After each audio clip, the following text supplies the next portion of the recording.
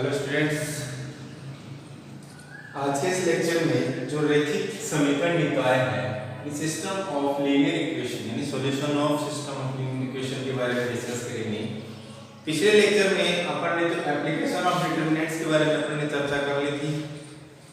यहाँ पे देखो जो रैखिक समीकरण निकाय का जो हल है वो अपन क्रेमर नियम से पढ़ने वाले हैं। और क्रेमर नियम में भी एक तो दो चरों वाले रैखिक समीकरण को सोल्व करेंगे और दूसरा है तीन चरों वाले रैखिक समीकरण के जो हल है उनको अपन सोल्व करेंगे। तो सबसे पहले रैखिक समीकरण निकाय का जो हल है उसके बारे में अपन डिस्कस करते हैं।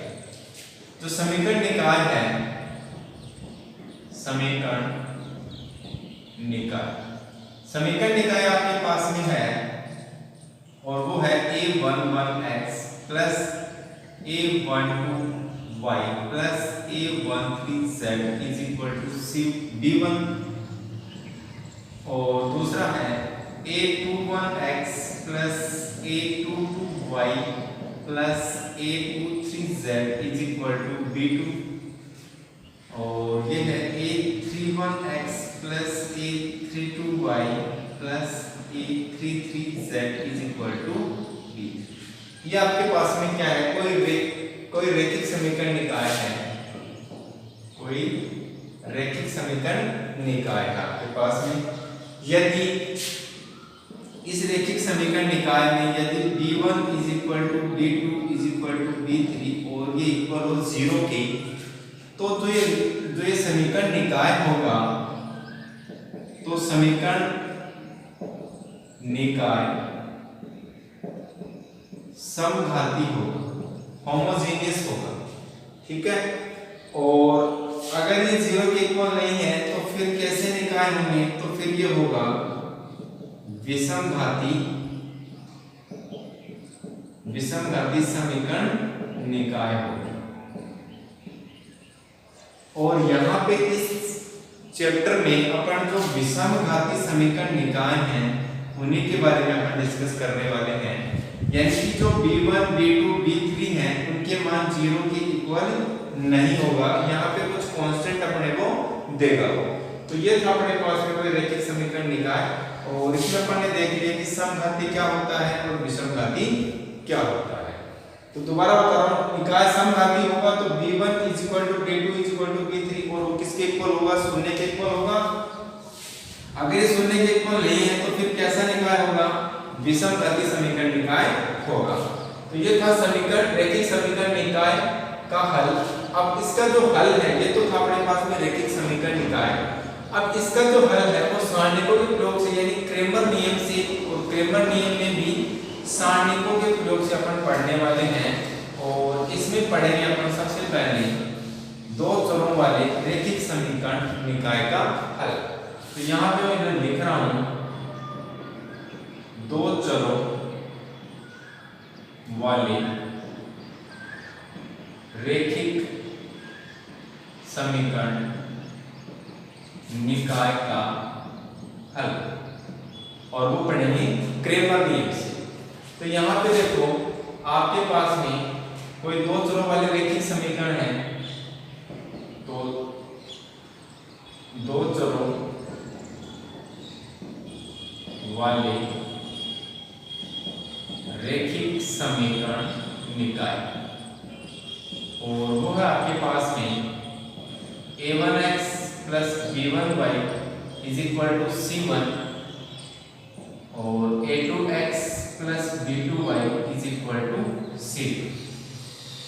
यानी कि आपको इक्वेशन जो मिलेगी वो इस टाइप में मिलेगी 2x plus 3y plus 5 is equal to 0। तो फिर आपको इक्वेशन को इस फॉर्मेट में लेके आना है और ये हो जाएगा आपके पास में 2x plus 3y is equal to -5। तो जो भी आपको इक्वेशन देगा आपको इस फॉर्मेट में आपको लेके आना है। यहाँ से आपके पास में ये क्या है, आपके पास में कोई दो चरों वाले रैखिक समीकरण निकाय हैं। तो क्रेमर नियम से, क्रेमर नियम की बात कर रहे हैं अपन, क्रेमर नियम से, और क्रेमर नियम से इन रैखिक समीकरण निकाय का जो हल होगा वो होगा x x is equal to delta 1 upon में डेल और y इज इक्वल टू होगा डेल्टा 2 अपॉन में डेल। और जहां जो डेल है वो क्या होगा, नॉट इक्वल टू 0 होगा, क्योंकि अगर डेल इज इक्वल टू 0 हो गया तो फिर ये क्या होगा, इनफाइनाइट होगा, यानी इसको अपन डिफाइन नहीं कर पाएंगे, यानी अपरिभाषित हो जाएगा। और डेल्टा नॉट इक्वल टू 0 का मतलब हो गया कि इस निकाय का जो हल है वो क्या होगा, यूनिक होगा, अद्वितीय होगा।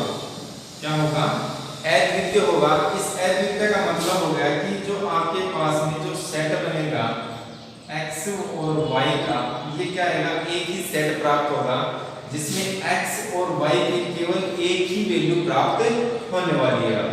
तो ये इसका मतलब हो गया अद्वितीय का। तो यहाँ पे देखो, इसके बाद में अपन आगे डिस्कस करेंगे इसको।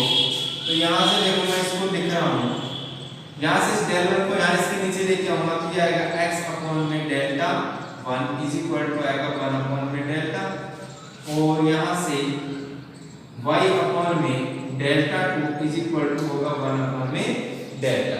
तो ये 1 अपॉन में डेल्टा के इज इक्वल टू क्या है, x अपॉन में डेल्टा 1, और 1 अपॉन में डेल्टा के इक्वल क्या है, y अपॉन में डेल्टा 2। इसका मतलब ये हो गया कि x अपॉन में delta 1 is equal to y upon में delta 2 is equal to 1 upon delta.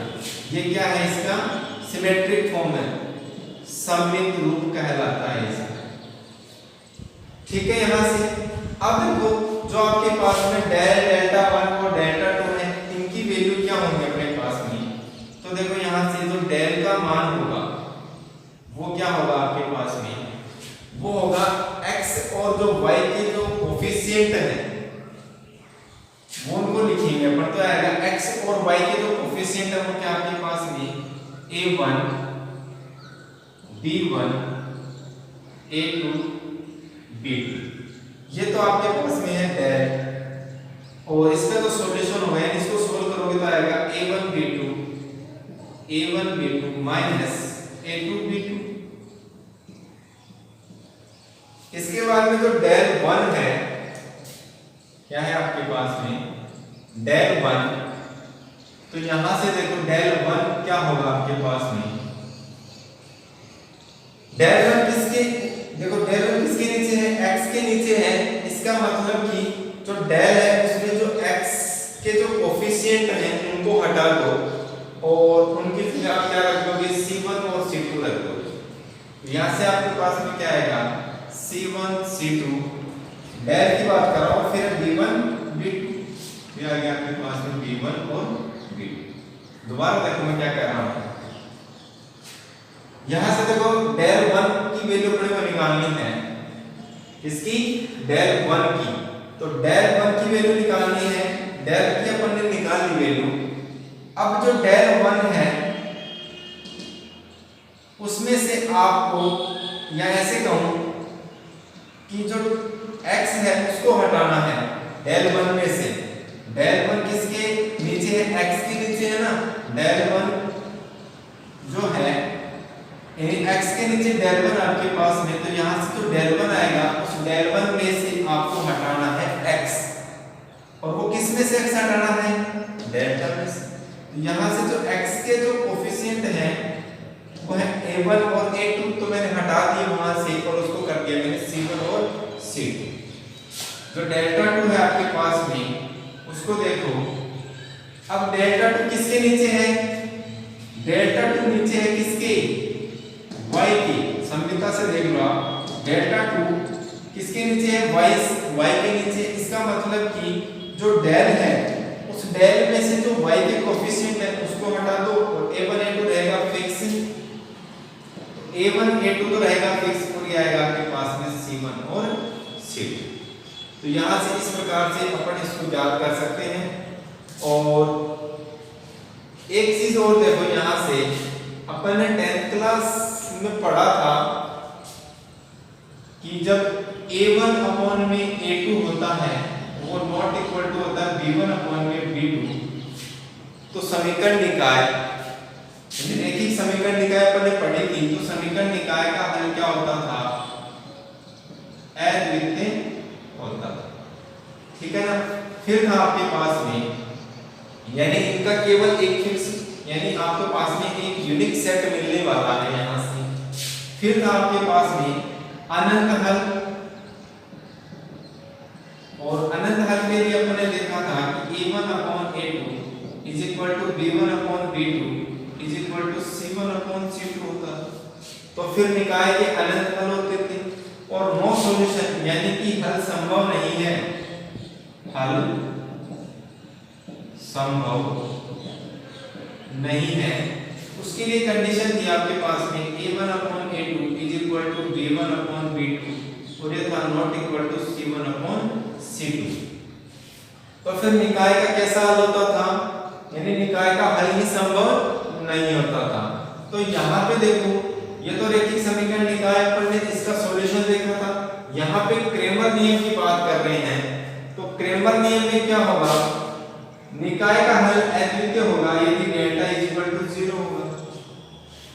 निकाय के हल अनंत होंगे यदि डेल इज इक्वल टू 0 और is equal to delta 1 is equal to delta 2। तो फिर निकाय के हल क्या होंगे, अनंत होंगे। तीसरा है यानी कि ये तो हो गया फर्स्ट, सेकंड और ये थर्ड। तीसरा था हल संभव नहीं यानी नो सॉल्यूशन, और उसमें था a1 upon a2 is equal to b1 upon b2 not equal to c1 upon c2। और ये जो इस साइड में चलते हैं अपने पास में वो थे अपने पास में क्रॉस मल्टीप्लिकेशन मेथड, और ये अपना क्रेमर नियम, ये अपने 10th क्लास में पढ़ा था और ये अपन पढ़ रहे हैं किसमें, 12th क्लास में। यहां से देखो अगर नो सॉल्यूशन होगा तो फिर आपके पास में डेल्टा इज इक्वल टू होगा 0 और जो डेल्टा 1 होगा वो होगा नॉट इक्वल टू 0 और डेल्टा 2 होगा वो क्या होगा, नॉट इक्वल टू 0। और तथा अगर डेल 1 इज इक्वल टू 0 है तो फिर डेल्टा 2 नॉट इक्वल टू 0 होगा, और डेल्टा 1 नॉट इक्वल टू 0 है तो डेल्टा 2 इज इक्वल टू 0 होगा। तो फिर निकाय के क्या होंगे, नो सॉल्यूशन होगा, ठीक है ना। और अगर अद्वितीय सॉल्यूशन है किसी हल का तो निकाय कैसा होगा, संगत होगा। इस चीज का अपने को क्या रखना है, ध्यान रखना है। निकाय के अनंत हल है तो निकाय फिर कैसा होगा, असंगत होगा। तो ये था अपना क्रेमर नियम। यहां से आप इसका दो चरों वाले रैखिक समीकरण निकाय को पढ़ लिया। इसके बाद में तीन चरों वाले रैखिक समीकरण निकाय के हल को डिस्कस करेंगे। तो यहाँ पे देखो पहले अपन ने दो चरों वाले रैखिक समीकरण के हल को देखा था। अब अपन देखेंगे कि अगर समीकरण निकाय में तीन चरों वाले समीकरण हो तो फिर उसका जो हल होगा क्रेमर नियम से उसको कैसे सोल्व करेंगे, तो यहाँ उसको डिस्कस करने वाले हैं। तो तीन चरों वाले रैखिक समीकरण निकाय, और वो है आपके पास में a1x plus b1y plus c1z is equal to d1, और ये समीकरण नंबर फर्स्ट हो गए। दूसरा है a2x plus b2y plus c2z is equal to d2, ये समीकरण नंबर सेकंड। और तीसरा है a3x plus b3y plus c3z is equal to d3, और ये आपके पास में समीकरण नंबर थर्ड। और इसका हल पढ़ रहे हैं अपन किससे, क्रेमर नियम से। तो क्रेमर नियम से समीकरण निकाय का हल। तो यहाँ पे देखो समीकरण निकाय का हल अपन देख रहे हैं किससे, क्रेमर नियम से। तो जो x की वैल्यू होगी वो होगी आपके पास में डेल्टा 1 अपॉन डेल्टा, y की वैल्यू होगी आपके पास में डेल्टा 2 अपॉन डेल्टा, और z की वैल्यू होगी आपके पास में डेल्टा 3 अपॉन में डेल्टा। यहां से अगर मैं ये कहूं कि डेल्टा नॉट इक्वल टू 0 होगा तो ये जो सॉल्यूशन आएगा आपके पास में वो अद्वितीय आएगा, यानी कि x y और z के केवल और केवल आपको एक ही मान मिलेंगे, यानी केवल और केवल आपको एक ही सेट मिलेगा यहाँ पे। यहाँ से देखो अगर मैं इस del 1 को x के नीचे लेके आऊंगा तो आएगा x अपॉन में डेल्टा 1 और वो किसके इक्वल होगा 1 अपॉन में डेल्टा। यहाँ से डेल्टा 2 को y के नीचे लेके आऊंगा तो आएगा y अपॉन में डेल्टा 2 और ये होगा 1 अपॉन में डेल्टा। यहाँ से z के नीचे लेके आऊंगा मैं डेल्टा 3 और ये होगा आपके पास में 1 अपॉन में डेल्टा। तो यहाँ से देखो 1 अपॉन में डेल्टा की इक्वल है x अपॉन में डेल्टा 1 अपॉन में डेल्टा के इक्वल है y अपॉन में डेल्टा 2 और 1 अपॉन डेल्टा के इक्वल है z अपॉन में डेल्टा 3। इसका मतलब क्या है, तीनों के तीनों इक्वल हैं। इसका मतलब ये हो गया कि x अपॉन में delta 1 is equal to y upon में delta 2 is equal to z upon में डेल्टा 3 और ये किसके इक्वल होगा 1 अपॉन में डेल्टा के इक्वल होगा। ये क्या है, इसका सममित रूप है, इसे कहते हैं सममित रूप। अब यहां से देखो तो del 1 del 2 del 3 है, वो क्या है आपके पास में del 1 del 2 del 3 और del। तो यहां से देखो तो del होगा आपका यानी डेल्टा होगा, वो क्या होगा x y z जो चर है उनके गुणांक होंगे। तो क्या आएगा आपके पास में a1 a2 a3 b1 b2 b3 c1 c2 c3, ये क्या होगा आपके पास में डेल्टा होगा। फिर डेल्टा 1 की बात करें तो डेल्टा 1 जो है उसमें देखो आपको क्या कैसे अपन को लिखना है, बस यहाँ पे यही चीज समझनी है और कुछ भी नहीं है, इसमें ज्यादा कुछ कंसेप्ट और नहीं है। अब यहां से देखो डेल्टा 1 की बात कर रहा हूं तो डेल्टा 1 किसके नीचे है, x के नीचे है ना। डेल्टा 1 किसके नीचे है, x के नीचे है। तो x के जो गुणांक हैं उनको हटाना है। कहां से हटाना है, del से हटाना है। ठीक है, दोबारा सुनो, डेल्टा 1 अपन निकाल रहे हैं तो डेल्टा 1 किसके नीचे है, x चर x के नीचे है। तो del में से जो x है उसके गुणांक को हटाना है, del में से जो चर x है उसके गुणांक को हटाना है, बाकी सेम रहेंगे और उनकी जगह क्या आएगा d1 d2 d3 आएगा। यहां से देखो ये आएगा d1 d2 d3 और बाकी एज इट इज रहेंगे b1 b2 b3 और c1 c2 c3। इसके बाद में आपके पास में डेल्टा 2। अब देखो यहाँ पे डेल्टा 2, तो डेल्टा 2 किसके नीचे है, y के नीचे है। तो y का जो गुणांक है वो हटेगा किसमें से, डेल्टा में से, बाकी सेम रहेंगे। तो ये आएगा a1 a2 a3 और जो y के जो गुणांक है वो हटेंगे और उसकी जगह क्या आएगा d1 d2 d3 और ये रहेगा c1 c2 c3। फिर आपके पास में डेल्टा 3। अब डेल्टा 3 में देखो यहां से देखो डेल्टा 3 किसके नीचे है, z के नीचे है। तो z के जो गुणांक होंगे वो हटेंगे किसमें से, डेल्टा में से, और डेल्टा में से जो z के गुणांक है वो क्या है c1 c2 c3 और ये रहेंगे एज इट इज।